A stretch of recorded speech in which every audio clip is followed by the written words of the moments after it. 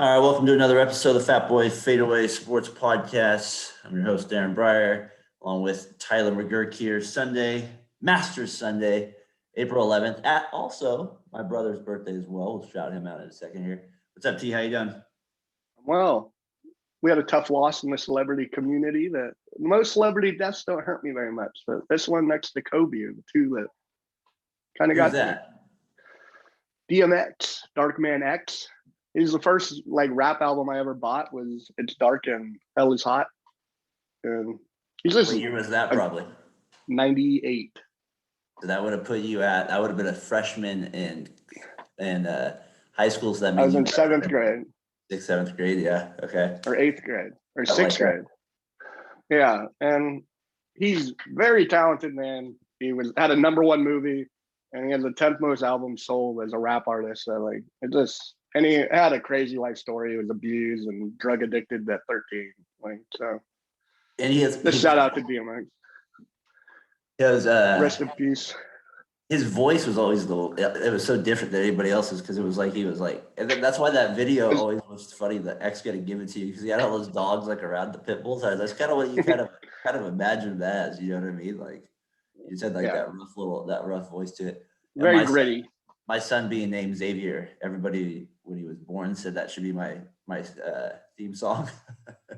And it's actually it's a good song. But it's a little rough in the language department, and so Hana had I think forgot about some of the language in it. Was like, oh, let me show you the song. I want to say probably 3 of the first 8 words, and probably a couple of F-bombs in there. So I was like, oh, all right, we got to get rid of that one. First minute, you're like, I shouldn't have played this. But yeah, you're right. From a culture standpoint, was he 50, right? So he was really young. 50 years old. But he lived a life of probably somebody that was 70. I mean, look at the and then out of jail. Just sad story. But he accomplished so much in those 50 crazy years. Right. That was definitely a sad loss. We've had just a ton this last 6 months, celebrity deaths and stuff like that. So the older you get, the more relevant these guys are. Yeah, they get they actually wear around your age now and stuff. You're right. I know Casey was a big fan of him. Also, Casey's birthday today too, so I wanted to shout out one of the original members of the podcast. We know he's still going to come on to do that rewatchable. We might record it tomorrow. We were talking about, so we'll see. Maybe another day too. We're going to do a Suns Mavericks rewatchable with him, rewatch a game. So that'll be fun to do with him. So happy birthday, Case! We'll see you later today, buddy. Looking forward to having you on the next one there. So I was watching a little bit of the Warriors game last night. While we get in the NBA a little bit, and I didn't watch the whole game. Those lowly Rockets. Playing in and out. We were watching in and out as I was playing Settlers of Catan with Flanagan over here and Hana, and I lost every game, so that was nice. But you suck. I sucked big time. I think Nick won 3 and Hana won 2, so it wasn't our best effort. But I will say the night before I did win one game. It might have helped that they weren't in their best shape. We'll put it that way. But I still won the game, so I'll put it that way. So I was watching a little bit of the Warriors game last night, and it just made me think they're just in such a weird spot still, and we haven't talked about them in a while. So I kind of have a few things I kind of just wanted to run by you, and then we can kind of get in the NBA in general. I know we both have some thoughts on the NBA picking up here. What the Wiseman injury last night? He hurts his right knee going in for a dunk, so he's got an MRI. Oubre hurts his left hand, so now they're even worse shape with the playoffs starting. They're in this 10th seed that you don't even really want to be in, right? It's not even a great pick or anything like that either, even when you lose. So I don't know. What do you think about the Oubre situation that they're having? Because I feel like it's kind of caused a little bit of a downplay. You know what I mean? The idea of trading him, and then it doesn't seem like he really wants to come off the bench in the future. And so they have this situation with Wiggins and him where where everybody just assumes Wiggins is starting, right? Well, let me throw the scenario out to you. What if they started Oubre and brought Wiggins off the bench? Is that the worst thing in the world? No, I think it's a better fit for the team because Oubre does more small things than Wiggins. Oubre plays defense a little better. He tries a little, or at least it looks like he's trying a little harder. gives a little more effort. Where Wiggins is a better natural scorer, where I think coming off the bench, he could fill a role. Yeah. But Wiggins doesn't seem very versatile, and like he seems like he has to do one thing, and that's just score and start, and that's all he can handle doing. Like I feel without like getting. don't you think it's kind of bland too? Like his game. I mean, like, yeah, when you watch him, like he's not. It doesn't feel impactful enough. It's just like he's just part of a little system here. He's not really like. I mean, he has his moments, right? But I don't know. So I guess my biggest issue with them is, you know, does it really make a difference, or do they get rid of both? Like, if they keep them, are they really in good shape if they keep both those guys? Are they overpaying for two really flawed wings? And then in the grand scheme of things, your team's in even worse shape. I mean, no one's going to take on those contracts unless you include that Minnesota pick. And if you're going to Yeah. get something back, I don't know how I great compare it's going to be. That's true. That's the thing is that Minnesota pick that changes everything, huh? But the contracts are so bad or the Oubre one's not as bad, but the Wiggins one just. Hey, here's some of their Awful. stats this year. Wiggins and Oubre. I brought them back together here, and they're so similar. I mean, like, so per 36 minutes. I mean, look at their stats. I mean, Oubre is at this point is scoring 2 point less, right? His field goal percentage is a little bit worse because I think he's more of a gunslinger, I'd even say, than Wiggins at times. So I think if he played more, that would probably be the downfall of his. But the Do thing you think Oubre's more of a gunslinger than Wiggins? yeah, I feel like he's more erratic with it. I feel like he's kind of just sometimes he frustrates me because he doesn't really quite score enough. So I wanted you to look at here with Wiggins and Oubre. You can see him here in the middle of the screen here. Wiggins is averaging 20 and stuff like that, but other than that, Oubre is right in that same spot. So I don't know. It just kind of makes me think they should get rid of both and not keep either. And don't get yourself in like cap hell. Like figure out a way to get rid of Wiggins now. I mean, I know they're set on building around him, and he's only 25. But do you see another leap? I just No, don't. I don't see I anything. don't see it. I think their whole roster is flawed. Like they could get rid of everybody but Steph. Like Draymond's about done for me. I know you're coming over slowly to my side. I'm starting to believe in your thing a little bit. So now Just not good. Green has been frustrating too. You're right. He's been kind of like very frustrated as well. I've kind of come off the bandwagon a little bit. I still feel like with Clay there, it kind of feeds to his strengths more, where he just gets to pass a lot more and finds guys like him to shoot. But yeah, he just can't score anymore. I mean, what happened to the finals game where he scored 30 points? You know, I don't think he'll ever do that again. Like, I mean, he just cannot score anymore. And like, think about it. If you were open from the elbow jumper, you'd feel pretty good about taking that shot, right? Most of the time, and he just won't take that shot even like from an elbow jumper. So what do you think about Kerr though with the Warriors? I was curious to get his thought. He's taking a lot more heat now, a little bit. What do you think about with him? Is he adapting enough, or is he just kind of trying to play the same system with guys that can't really play this system? Or what's the deal? Like, is he having a down year, or do you think he's doing well? I mean, or not in the right spots? Every time the team does bad, it comes on the coach. So, like, yeah, he's not having the best year, but I don't know what he could do. Like, obviously, it's not working, so try something different. And it doesn't seem like he even tries new things.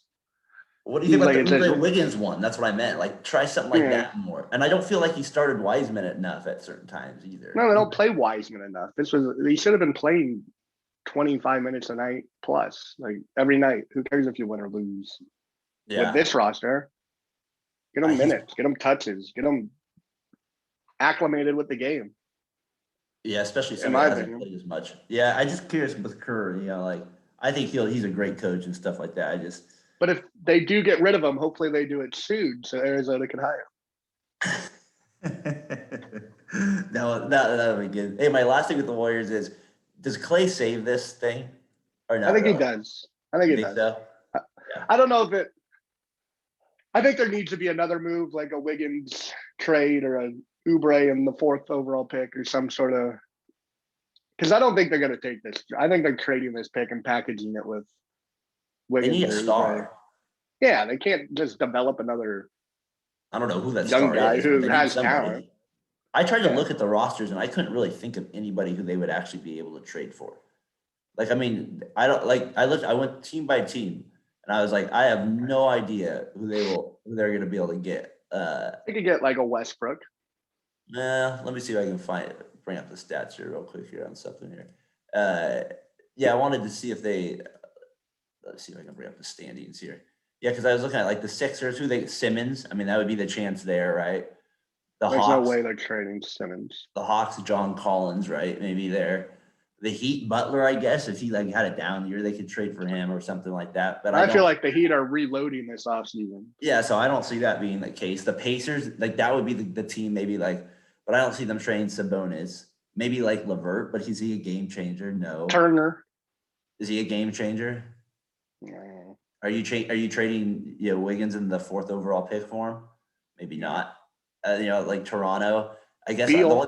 that was the one I was thinking. Toronto, like, could you like somehow package like Lowry's 35? That's the problem, and like I don't think Toronto would want to trade Fred. So like would you want to go like? Could you get like Siakam for like the pick? Like I get, but he doesn't really seem like a game changer either. So like that's not worth it.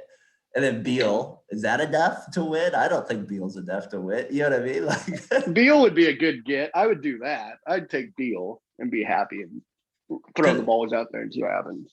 There's nobody else you would get. I mean, the Pelicans, they don't have anybody that you'd want, right? Would you Ingram, maybe, if he has a big falling out with Zion, because supposedly they both want to be the number one guy, and Ingram's having a little trouble with it. But well, is Ingram basically the Wiggins part 2? no, he's better than Wiggins. He's more aggressive, you think? So, hey, I'm looking at the rest of it. That's all He's good. Ingram's good. I like Ingram. That's all I see the possibilities is Ingram, maybe Siakam, and no, but I think they could get a veteran like a Westbrook or not that he's as a back like this. They'd have to talk to him first. They need a big. They need a big. They need somebody to go against Davis. That's what they need. They need somebody. Well, they're not getting a big. Okay, if you want a big, they could get Siakam maybe. I was thinking maybe they could get Siakam and Van Fleet. We'll trade Oubre. We'll trade Wiggins. We'll trade the 4th round pick and our pick. Okay, I would do that in a heartbeat. We'll add we'll give you 2 of our worst wings that are overpaid for yours, and we'll give you 2 picks. What if they went crazy and even included Wiseman and was like, "Give me Cat"? Yeah, we could do that. That's not a bad idea. I wouldn't mind something like that. Hey, we'll be back, talk a little bit more NBA here. We'll talk about the Suns and a few other things here in a sec. All right, so let's get in on the rest of the NBA here. Suns caught your attention. They've caught my attention. 2nd seed in the West. What's your thoughts on them? I know you've been watching them. I know you watched that Jazz game in particular a little bit. I had them in the beginning. I said they'd finish in the top 4 and got laughed out of the podcast by you and Casey. That's true. But I was watching the Jazz Suns game, and Chris Paul is just so impressive. Like, he gets hurt in the playoffs, which is why I get scared of picking the Suns to do anything great in the playoffs. But he just gets to that elbow and either gets a dunk for Aiton or a dunk for Saric or a little money J that he always hits. And then he's got Devin. Then he has the best young superstar he's probably played with since Blake Harden. And Booker, who is not as established, so he kind of lets Paul have more reign than Harden had. Yeah. And he just controls the game so well. And then the Jazz played great too. I was impressed by Mitchell, and Gobert was very effective. And that would be hard for you to say right there. Yeah, but he was just good. I was like, all right, he's dominating the game like in a way that most centers don't, like without the ball and just doing little things. Yeah. I was just very impressed with both the way the teams played, and I could definitely see this being like a semifinals in the Western Conference, maybe even a Western Conference Finals if LeBron and AD don't get healthy. Well, let's take a look at this thing. The big thing, Mitchell hit this impressive 3-pointer to send the game to overtime. Yeah, that I didn't know Mitchell had in him. I was very shocked with the way Mitchell shoots the ball, or not shocked, but just very impressed with the way he shot the ball. He's better than Streaky, right? Yeah, he's much better now. I think he's an automatic all-star every year now for the next 8 years. So, but the question I'll put to you is, would you rather have Mitchell or Booker? Oh, I think I'd rather have Booker still. He just seems so much smoother as a scorer, like much more. He seems like he'll even get to another level. That's personal. I think they're very close. No doubt. I prefer the Booker kind of score. I You think a get the little bit height more. with Booker as well.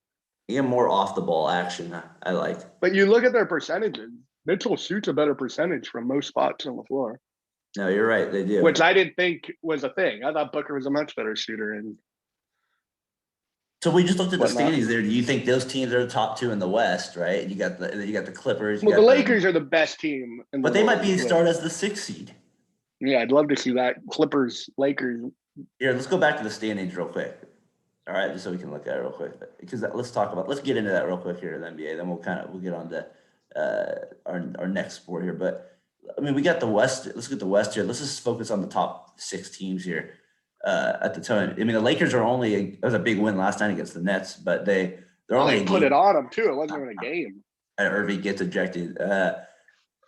Lakers and Blazers are a game and a half behind the Lakers. Nuggets are really playing well now. You know, it's like, I remember we talked about this like the beginning. I was like, they're gonna find their groove because they just need time. Like they're good enough, and they just now that they have everybody here, they're motivated. They made that trade. It's like that baseball trade where they picked up somebody that was good, and that guy's played for the Orlando Magic his whole career. And he's like, oh, I'm in the middle of a playoff race. And I think it's upped his game a little bit as well.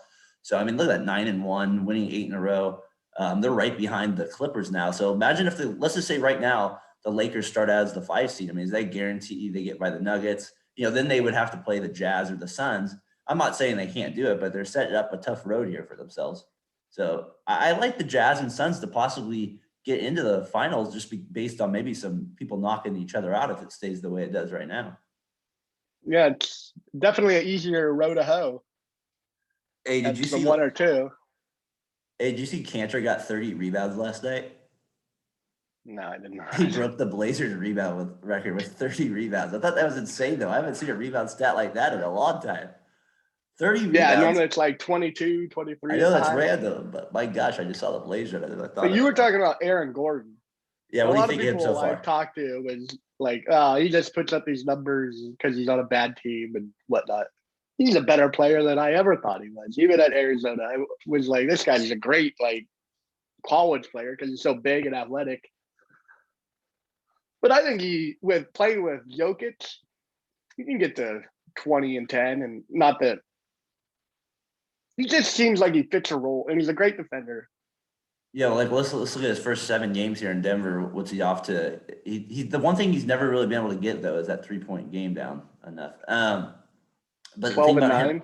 No, I mean the thing with him though that I've always liked is that he's very competitive on the defensive end, and he adds. And he can guard like all positions. And he adds a lot of versatility to your team, and especially when you have somebody like Jokic, who's I don't know, maybe the best passer in the league. I mean, you can use Gordon's slashing ability.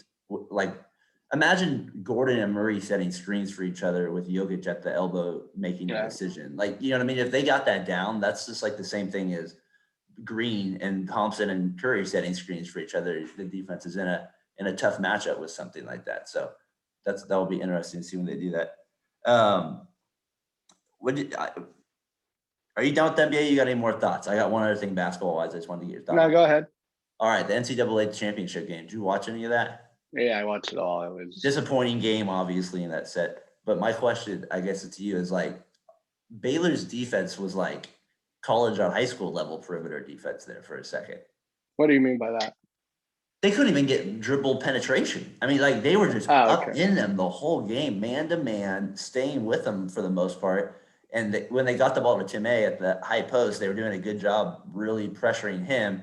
And that's where he was in trouble. He couldn't quite always get by the guy enough at the high post, I felt like, to really – and they couldn't get the ball to him enough there to where he could, break the defense down. Because if you're one-on-one from 10 feet out, that's pretty good because the guards couldn't really get by the Baylor guys in the first half especially. I thought it set the tone, their defensive energy. The 2 white guys with the headbands on Gonzaga both played terrible. The big guy looked like he was stoned out of his mind and just didn't care. I didn't see an emotion from him all game. And previously, he was this big, wild, crazy guy. In that game, he just was I don't know. He looked like he had no energy, nothing to bring. And he was just shot. Suggs gets early foul trouble. And then Dorian Mitchell and that Baker guy, number 12, I think it's Baker, were too much. They were too quick. That Dorian Mitchell guy, I think, is he related to Donovan Mitchell? I don't know, but Because he he kind of wears looks number like him. 45, and Yeah, he kind of he's looks like him, Mitchell. huh? Maybe. The way he runs reminds me of Marshawn Lynch. The way he runs, like really wide footed, but very quick and agile. Yeah, no, he's good though. He's really good. Yeah, I wouldn't mind with the Warriors taking him. if he wasn't 22, I'd be even more infatuated. But True, but I always like those guys for like a good 6-year run in the NBA. yeah, like Taj Gibson had a decent Like a first Draymond 6 in a years. sense. Good like 6-year run. Yeah, Yeah, and then we already talked about yeah. him. But anyways, again, shout out to Baylor, won the championship. Too bad Gonzaga, they lose the last game to lose the undefeated season and the national championship. Tough there. But that was a Bobby good, Knight and Isaiah Thomas were popping some champagne.